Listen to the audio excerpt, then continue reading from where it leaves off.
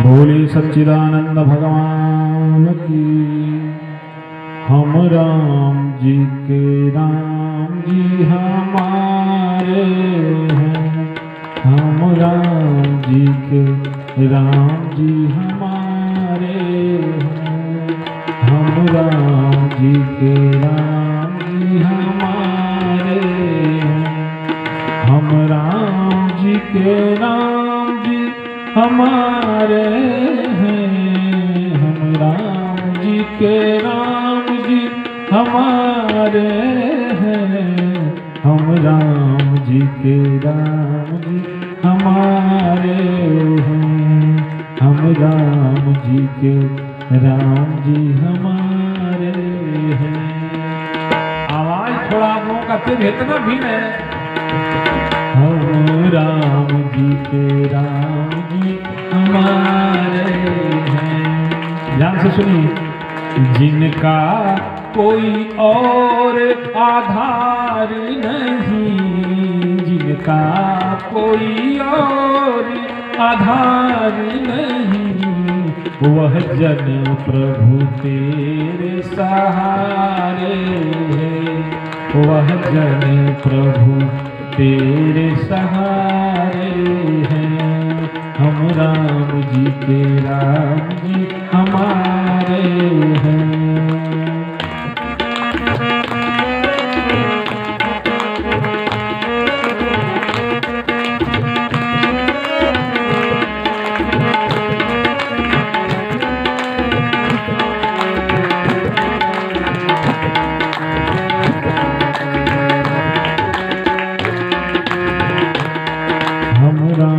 जी के राम जी हमारे हैं, हम राम जी के राम जी हमारे हैं, हम राम जी के राम जी हमारे हैं। मेरे तो प्राण आधार हैं, मेरे तो प्राण आधार, हम राम जी के राम जी हमारे हैं।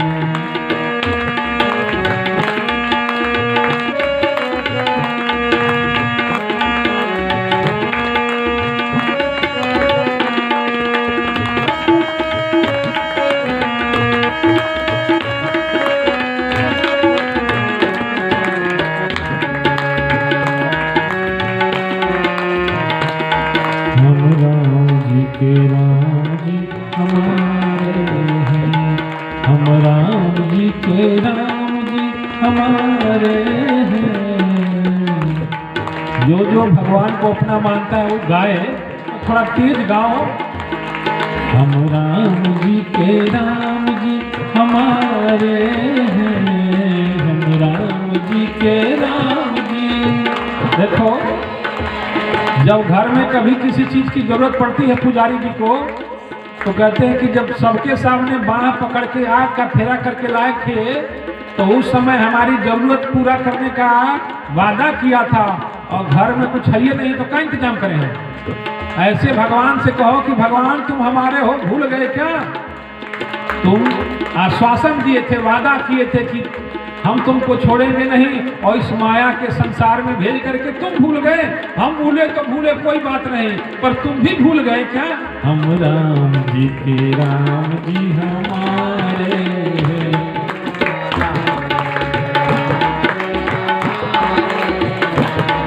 हम राम जी के राम जी हमारे हैं, हम राम जी के राम जी हमारे हैं, हम भगतन के रखवारे हैं, हम भगतन के रखवारे हैं, हम राम जी के राम जी हमारे हैं, हम राम जी के राम जी हमारे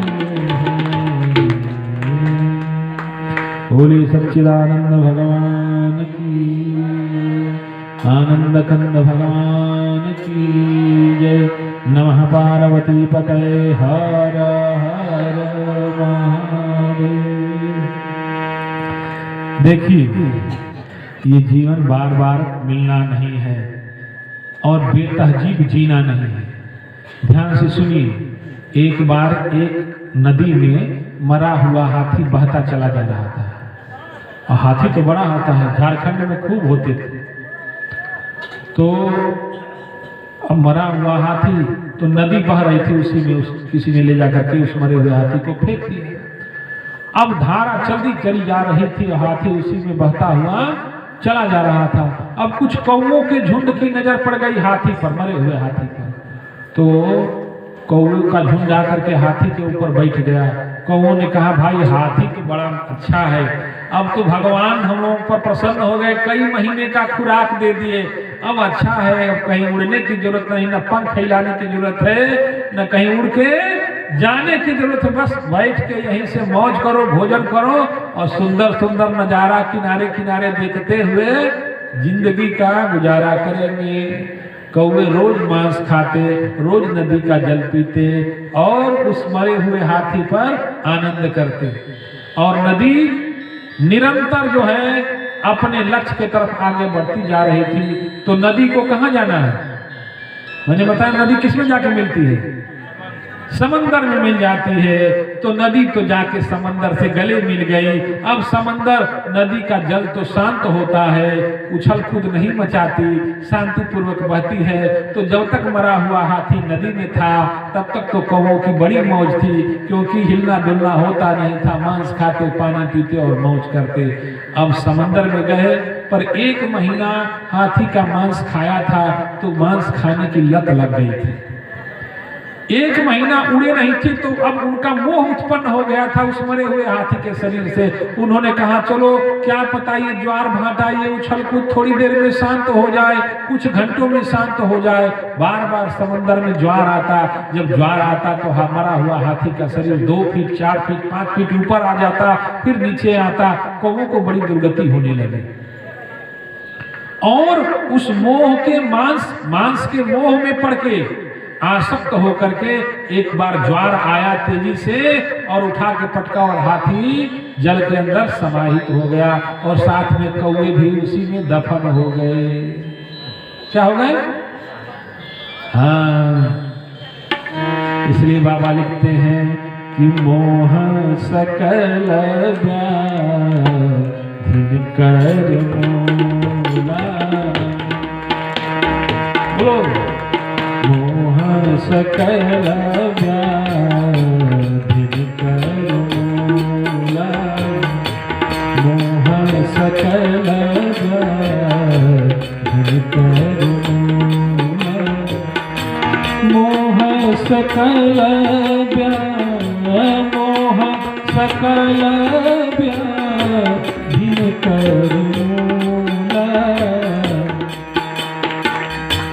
तेहि पे भूमि ऊपर जहि बहु सूला, तेहि पे भूमि ऊपर जहि बहु सूला, तेहि पे भूमि ऊपर जहि बहु सूला। और मांस के मोह में उनका जीवन। अब विचार करो, कौवा कौन है हो? कहीं हम ही लोग नहीं न हैं? हम ही लोग हैं, हम ही लोग हैं। केवल पेट भरने के चक्कर में और मौज करने के चक्कर में अपने लक्ष्य को ही भूल बैठे हैं कि ये मानव का जीवन हमको क्यों मिला है। बाबा कहते हैं कि यही तन कर फल विषय न भाई, यही तन कर फल विषय न भाई।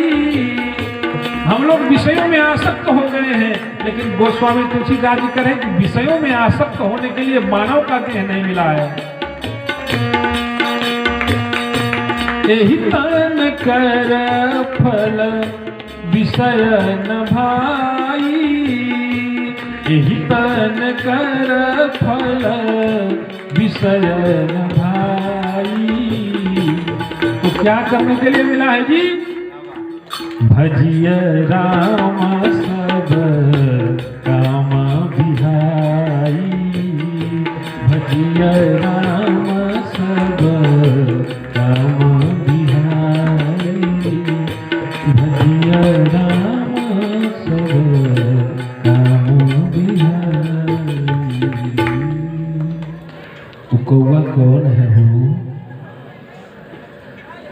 मुस्कुरा रहे हैं लोग मुंह ढक ढक के। सब जान गए कि हम लोग कौवा की मंडली वाले हैं, कोयल वाले नहीं हैं।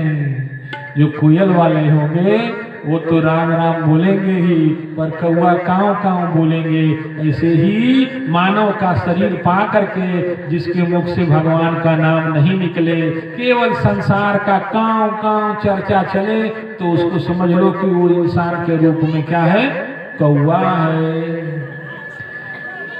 देखो, विचार करो, नदी का अपना लक्ष्य है, लक्ष्य स्पष्ट है।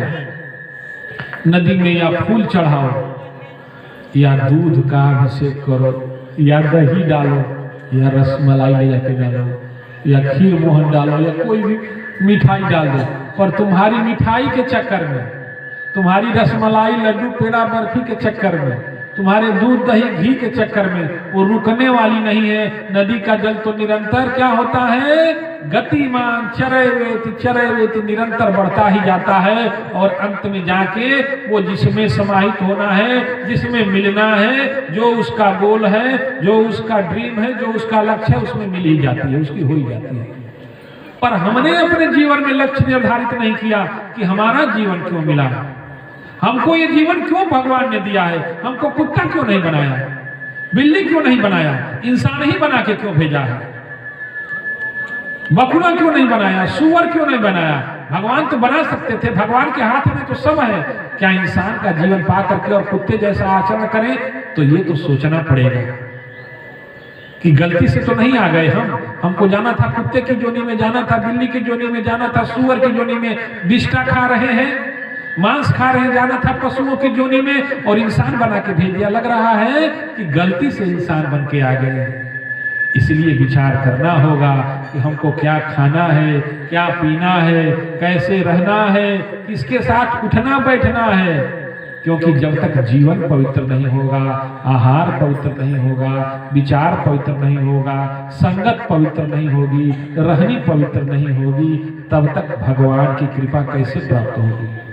छोटी सी नौकरी भी तुमको चाहिए तो नौकरी की जो मानक हैं उसको पूरा करना पड़ता है कि नहीं करना पड़ता है। अब सेना में भर्ती होना है तो पता चलेगा कि 5 फुट 6 इंच ऊंचाई होनी चाहिए। अब 6 इंच की जगह पर 5 इंच भी अगर हो गया तो छटनी हो जाती कि नहीं। 5 मिनट 3 सेकंड में 1600 मीटर का दौड़ निकालना है, 5 मिनट 3 सेकंड में 5 मिनट 5 सेकंड हो गया तो छटनी हो जाती कि नहीं हो जाती। मतलब जो नियम है उसमें कोई समझौता नहीं हो जाता। तो भगवान का होने के लिए भगवान के रहने लायक इस हृदय को बनाना पड़ता है। इसलिए भगवान को छल प्रपंच नहीं अच्छा लगता, पवित्रता अच्छी लगती है। इसलिए हृदय को पवित्र बनाओ।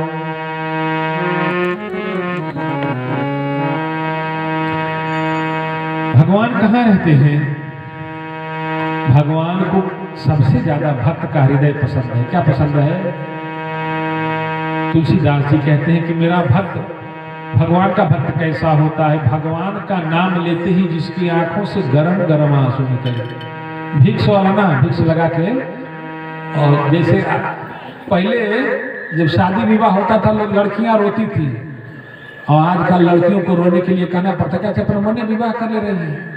अब माँ बाप कहते हैं बुचिया जब जाए के होते तनी रो दिहनी के आदमी कहीं है कि देखो रोबो ना केले से बाप ना तारीख थोड़ा तो कहते हम रोवे ना आवे तो कहे ठीक बा जाए के मेरी तनी भिक्स वाला इस पर मार दिया जाए आंख में से पानी। ये जमाना आ गया है। घड़ियाल नकली आंसू गिराता है। अच्छा, घड़ियाल को भगवान ने ऐसा बनाया है, जब मुंह खोलता है ऐसे उसका जबड़ा इतना बड़ा होता है कि आंख दब जाती है, और आंख दब जाती है तो उसके आंसू आंख के कोनों से बाहर गिर जाते हैं। तो जो बेवकूफ लोग हैं वो समझते कि लग रहा है घड़ियाल रो रहा है बेचारा। घड़ियाल रो नहीं रहा, वो तो जबड़ा खोल के खोज रहा है कि आ जाओ, समा जाओ, अपना हम पेट भर लें। इसलिए नकली काम करने से कुछ होने वाला नहीं है।